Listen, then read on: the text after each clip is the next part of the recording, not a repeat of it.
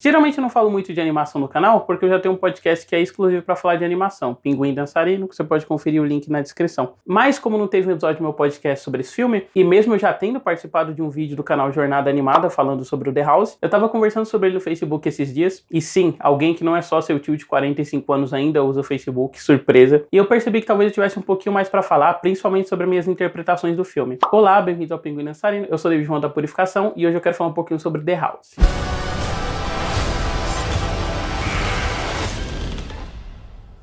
Time to get you home.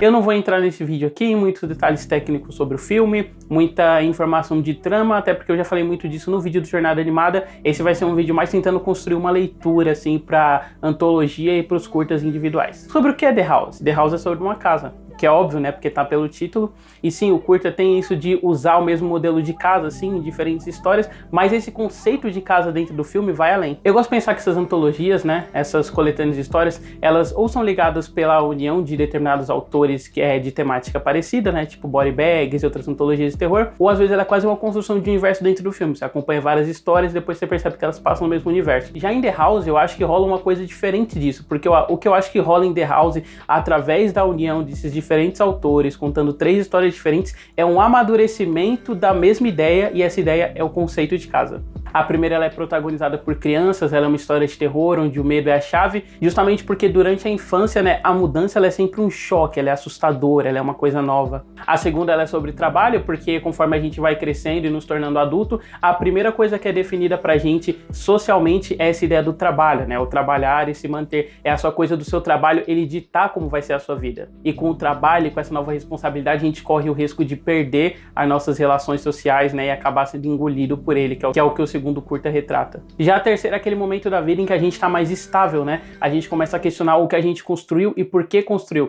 E se no segundo a gente vê o trabalho engolindo uma pessoa e fazendo que ela negligencie não só a vida, né, mas a própria natureza, no terceiro a gente tem o oposto disso. A gente tem a casa, não enquanto uma extensão do trabalho, mas enquanto uma extensão do que você construiu. Ele é quase um sucessor espiritual do segundo, assim como o segundo era do primeiro. O curta questiona muito a materialidade da casa e faz com que a protagonista entenda essa materialidade através do imaterial, né? Através das relações, do sentimento. A casa e a estabilidade que ela procura não está no físico, entendeu? Está para onde ela levar. E é por isso que no final do curta a casa vira um barco. Voltando ainda para a primeira, se a gente for parar para pensar, a casa na primeira ela é um sinônimo de conforto, de estabilidade, a casa original, não a casa para qual os personagens se mudam. Ela é uma extensão dos laços familiares dele, né? Quando os parentes vêm visitar, eles comentam: ah, você ainda tem esse móvel? Ele fala: o móvel do meu pai. A casa fez parte da construção, e quando os personagens renegam isso, eles entram no turbilhão de destruição. Enquanto a casa antiga que eles renegaram era uma extensão dele, a casa nova engole eles e transforma eles numa extensão dela.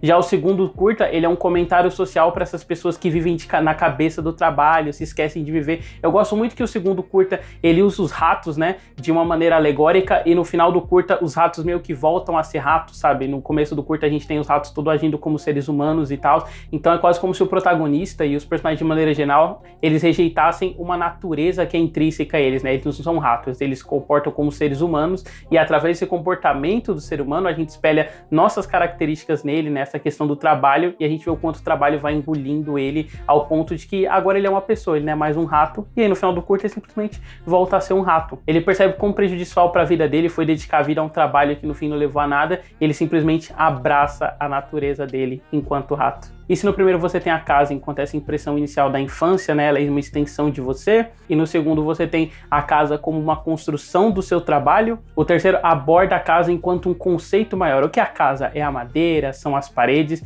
Tem um momento bem legal que eu acho que ilustra bem isso, em que a personagem ela tá tentando reformar um quarto e arrancam as tábuas dela e faz um barco. Aquele barco que foi feito é uma parte da casa, ele não é, a casa ela tá servindo de... A casa iria servir de abrigo para o gato que usou as tábuas e foi embora. Eu gosto quando isso remete ao paradoxo de Teseu e essa questão mais essencialista da coisa. Caso você não conheça o paradoxo de Teseu, Teseu ele viaja e na viagem dele vai trocando as peças do barco, ele troca o leme, troca a madeira, depois troca as velas, e aí fica o questionamento: esse ainda é o mesmo barco que saiu? A casa é um paralelo para esse barco, e ela responde essa questão do paradoxo de que sim, ainda é o mesmo barco, só que no caso é a mesma casa. Todo o apego que a personagem tem com a casa não vem simplesmente do material da casa, vem com as boas lembranças que ela tem, com uma coisa que ela quer construir lá, com relações que ela quer construir. Longe do físico e também do metafísico, a casa ela é sentimento, ela é móvel, ela tá com a protagonista. E é por isso que no final a casa simplesmente se transforma num barco e a personagem guia ela, porque a partir do momento que ela entendeu que a casa não é importante, o importante são as relações que ela tem, a casa deixa de ser uma casa, ela se transforma em outra coisa, porque todo o conceito de casa tá com a personagem e vai com ela pra onde ela for. Então é isso, se você gostou desse vídeo, se inscreva no canal, confira nosso podcast que tá linkado na descrição, também siga nas nossas redes sociais. Se você curte animação, eu recomendo demais que você escute nosso podcast, o Pinguim Dançarino.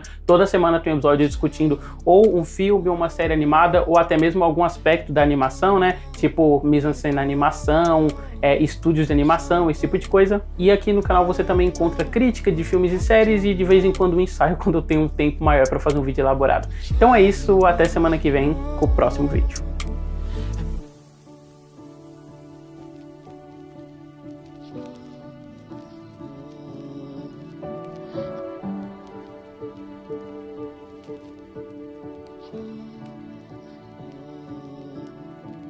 Forgive me for all that I've done and all that I'll do.